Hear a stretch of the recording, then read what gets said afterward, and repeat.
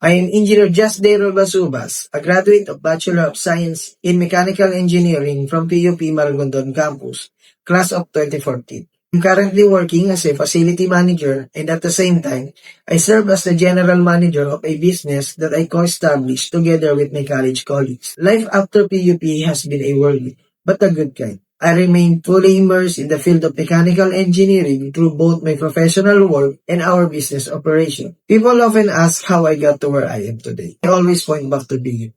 The education I received was not just about formulas and theories. It became the foundation of my entire career.